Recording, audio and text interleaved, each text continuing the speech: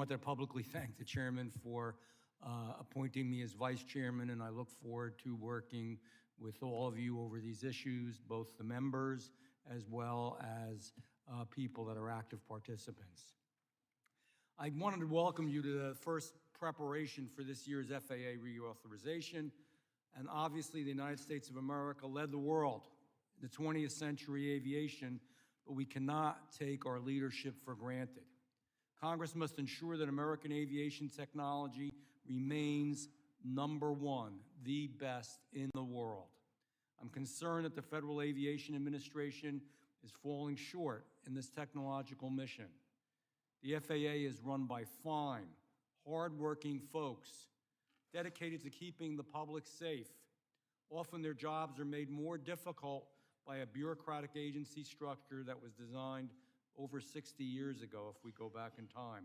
This has led to disturbing trends of underperforming technology projects, including our drones, and even the notice to the air mission system.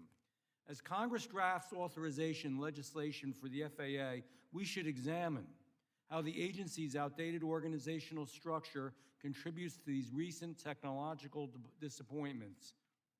The FAA came to the Congress in 2021 asking for help with its organizational structure. The FAA claimed it needed new tools to coordinate the integration of advanced aviation technologies.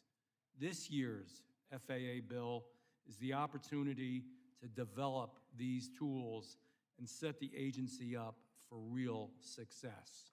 I have introduced a proposal that solves the coordination problem by evolving the next-gen organization into an Office of Advanced Aviation. I am actively working with colleagues across Congress and the aviation stakeholder community to prepare this proposal for the FAA reauthorization. We have been working on it for about 2 years. This hearing will provide valuable information for this effort. I direct my question to Mr. Boulter, the FAA's Acting Associate Administrator for Aviation. Mr. Boulter, the FAA came to Congress 2 years ago and said it was time to evolve the next-gen organization. This organization plays a vital role in overcoming our aviation technology challenge. May you please describe the FAA's current plans for next-gen?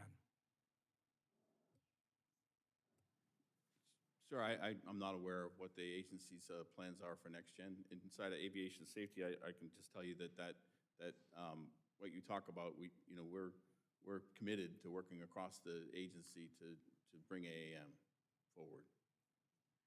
Okay, maybe you could, next time we meet, tell us a little more about your thoughts on next-gen. Thank you. I'm also going to ask you, based on stakeholders being deeply frustrated with the FAA's approach to drone certification, do you all have a plan to change the drone certification process, and what role will aviation safety play in that process?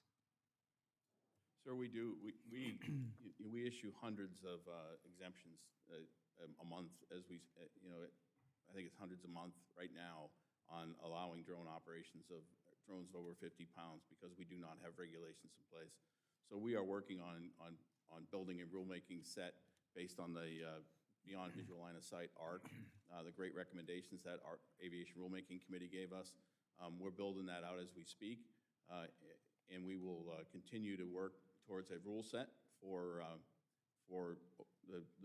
the drones bigger than 50 pounds and certainly commercial operations and agricultural operations in drones.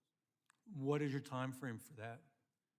The rulemaking system is not quick, but we expect to have what we need to have done here from an aviation safety perspective later this year or early next year.